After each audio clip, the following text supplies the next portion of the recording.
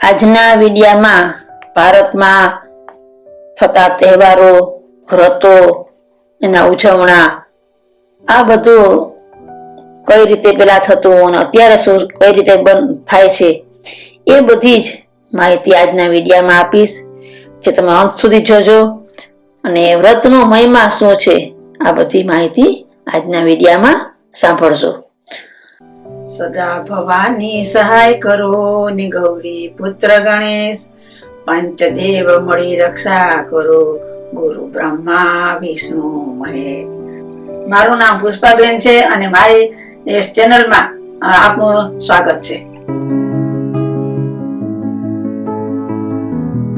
Subscribe કરો મારી ચેનલને અને બેલના બટનને ક્લિક કરો મારા લેટેસ્ટ વિડિયો સૌથી પહેલા જોવા માટે. ભારતમાં દરેક મહિનામાં કોઈ ને કોઈ વ્રત તહેવાર આવતા જ હોય છે. તેના ઉજવણામાં વ્રતમાં ઘણો ઉત્સાહ રહેતો. ઉત્સવ પ્રધાન ભારતમાં વ્રત એ તેની શાન હતી. ગુજરાતી માસ મુજબ અષાઢ વદ અમાસ, જેને દિવાસાના વ્રત તરીકે ઓળખવામાં આવે છે. આ દિવાસાનું વ્રત લગ્ન બાદ જ રહેવામાં આવતું. દરેક સૌભાગ્યવતી સ્ત્રી લગ્ન બાદ આવતા અષાઢ માસના અમાસના દિવસે એટલે કે દિવાસો ખાસ રહેતી. આ વ્રત પણ પતિની લાંબી આયુષ્ય અને પરિવારની પ્રગતિ માટે રહેવામાં આવે છે. આ વ્રત પણ 5 વર્ષ સુધી રહેવાનું હોય છે. પણ આ વ્રત અમાસના દિવસે એક જ દિવસ માટે રહેવાનું હોય છે અને તે રાત્રે જાગરણ કરવાનું. દિવાસો એટલે દીપ પૂજા. આ વ્રતમાં પણ ઘઉંના જુવારા વાવવામાં આવે. તેની પૂજા પણ શિવ મંદિરે કે દેવી મંદિરે જઈને કરવામાં આવે. આ વ્રતની પૂજા સાંજે 4 થી 5 વાગ્યાની આસપાસ કરવામાં આવે.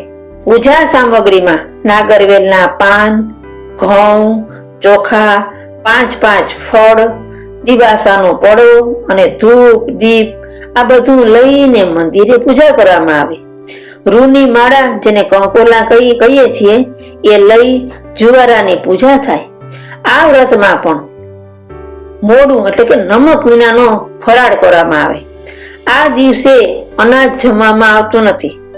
પેલાના સમયમાં તો કાચો ફરાળ જ કરતા, જેમ કે ફળ, ફૂલ, આ બધું કાચું દૂધ જે ગરમ પણ ન કર્યું હોય તે, ખજૂર, ખારેક, બદામ, પિસ્તા વગેરે ખાતા.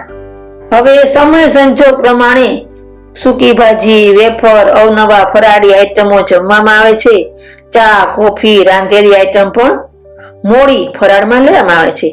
આ ફરાળ પૂજા કરીને આવ્યા બાદ જુવારાની પાસે દીવો કરી અને ફરાળ કરવામાં આવે છે. અને આ વ્રતનું જાગરણ 12 પોળું જાગરણ કહેવામાં આવે છે. 12 પોળું જાગરણ એટલે કે 1 રાત અને 2 દિવસ સુધી ઊંઘવાનું નથી હોતું. આ વ્રતમાં પણ વાર્તા સાંભળવામાં આવે છે.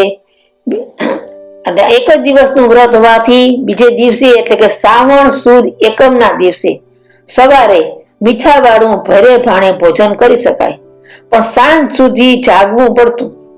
આ રાત્રે પણ લોકો રાસડા લેતા, ખો માટલી રમતા, ઊભી ખો, બેઠી ખો, લંગડી દાવ, કાંચી ઠબુના જાગરણ, કાંચી ઠબુનું નાટક, હેલાડો ગાવા જતા, ફટાણા ગાતા, કીર્તન ગાય અને ઉત્સાહથી જાગરણ કરતા.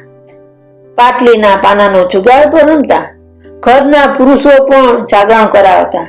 સગા સંબંધીઓ જાગરણ કરાવવા ખાસ આવતા અને જાગરણનો આનંદ લેતા. હવે તો ટીવી, વિડિયા આવી ગયા એટલે જાગરણનું મહત્વ ઘટ્યું છે. લોકો ઘર મેળે જાગરણ કરી લે છે.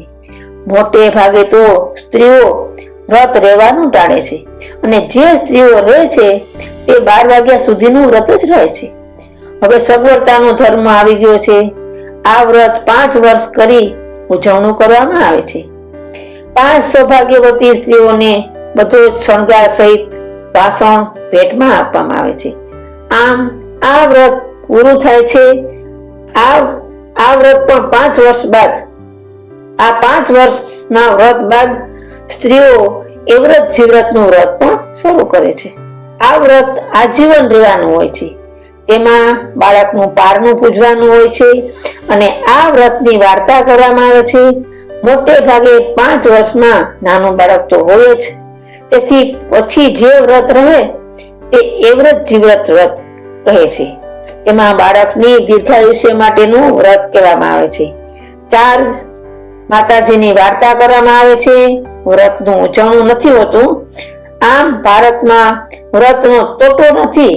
હવે નવા યુગ મુજબ લોકોને વ્રતમાં બહુ રસ નથી રહ્યો, છતાં પણ સાંસ્કૃતિક વારસા મુજબ વ્રતનું મહત્વ તો છે જ.